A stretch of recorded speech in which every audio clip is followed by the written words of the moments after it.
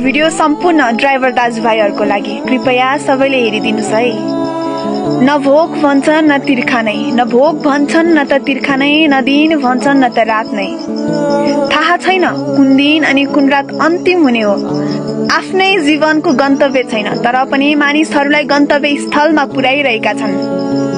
हरेक मोडमा भगवानको नाम लिगी हिँडिरहेका छन्।